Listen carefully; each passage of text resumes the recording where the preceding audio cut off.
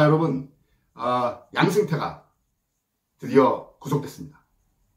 이게 바로 사필 규정입니다. 제 속이 뻥 뚫립니다. 네. 이 양승태는 재판 거래, 재판 개입, 법관 사찰, 블랙리스트, 범죄 혐의가 40개나 된다고 하잖아요. 네? 그러니까 이 양승태는 나쁜 일을 너무 많이 했기 때문에 제가 어떻게 여기서 다 말씀드릴 수가 없어요. 근데 여러분들 뉴스를 보시고 아시겠지만 그 중에 제가 정말 다시 한번 말씀드리고 싶은 거 한두 가지만 또 좀 말씀을 드리려고 그래요. 그 박정희 전두환 때 수많은 간첩 조작 사건이 있었잖아요.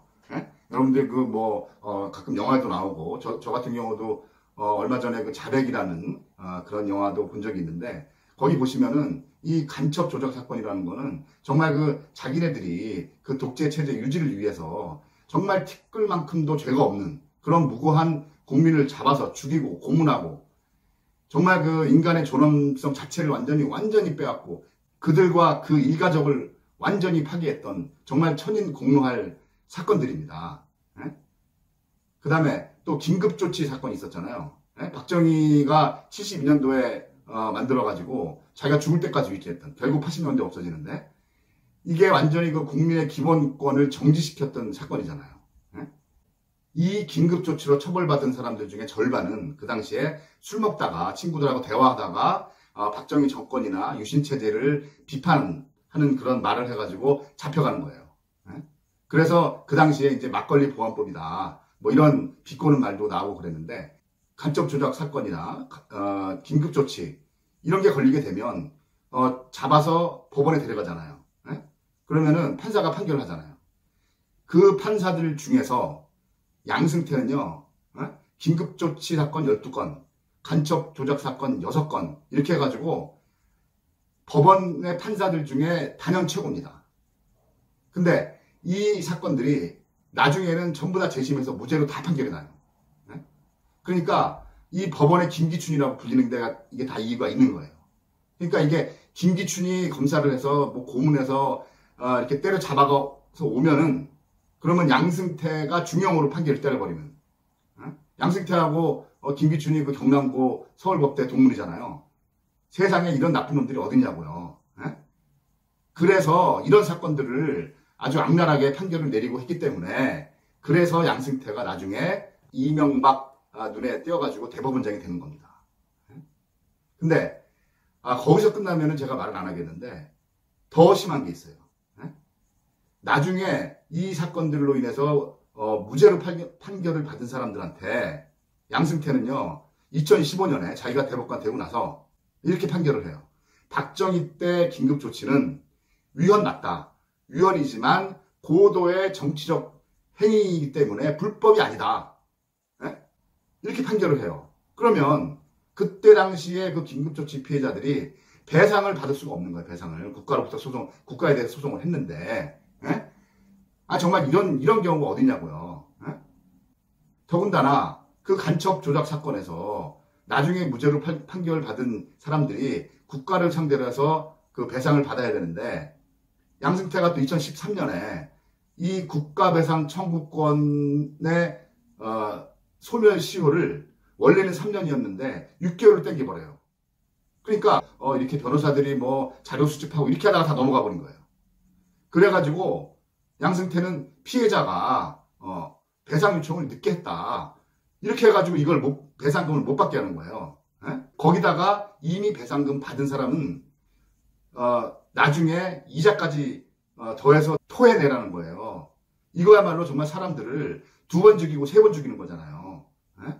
정말 어떻게 이럴 수가 있습니까? 이거는 양승태의 사법부의 가장 야만적인 행태예요. 이거는 아무 잘못도 없는 사람들을 잡아다가 잔혹하게 고문하고 죄인으로 만들어서 인간으로서의 삶을 완전히 파괴당한 사람들한테 이런 짓을 하는 게 이게 과연 사람입니까? 악마입니까? 그래서 결국 양승태는 2015년 8월 달에 박근혜하고 단독면담 그거 어떻게 막 주선해가지고 거기 가가지고 이런 얘기를 하잖아요. 자기가 과거사 피해자 배상액을 엄청나게 축소하고 절감해서 1조 8천억을 아꼈다. 국가 재정을 아꼈다. 그래가지고 이걸 박근혜한테 칭찬해달라고 가서 자랑질을 합니다. 예? 그리고 뭐 말씀 자료라고 해서 자기가 만들어서 미리 박근혜한테 갖다 주고 그거 읽으라고 하고. 예? 거기 보면은 배상 대상자가 2만 명이 넘어요. 엄청난 숫자잖아요. 근데 이게 한 명당 평균을 따지면은 배상금이 평균 1억도 안 돼요. 예? 이 사람들이 그 1억 받아가지고 이 돈을 받아도 정말 그 억울함을 우리가 씻어주기가 힘든 건데 진짜 어떻게 이럴 수가 있어요. 정말 이거는 치가 떨리는 일입니다. 이거는 정말. 예?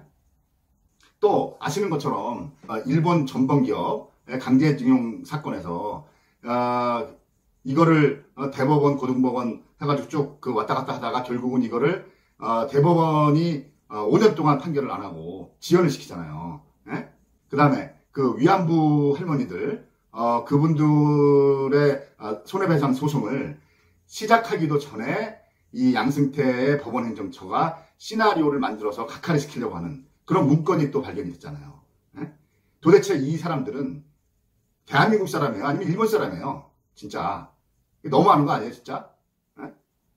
이 양승태 사법부는요 법과 국가를 우롱하고 훼손했습니다.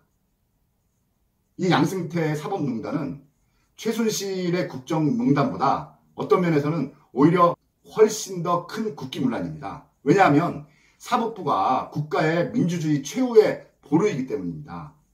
사법부가 불신을 받으면 민주주의의 한 축이 완전히 무너지는 것이기 때문입니다. 그래서 지금 문제가 되는 법관들 있잖아요. 양승태 시절에 사법농단에 적극적으로 참여했던 판사들. 이런 판사들 말이죠. 검찰이 지금이라도 속속 들이더 파헤쳐가지고 국회가 탄핵시켜야 됩니다. 그렇게 함으로써 사법부가 국민적 신뢰를 회복할 수 있게 해야 합니다. 여러분, 대한민국에 뒤집혔던 정의는 바로 세워야 됩니다. 그렇게 하기 위해서는 대한민국의 적폐청산은 끝까지 계속 되어야 합니다. 양승태 구속 환영!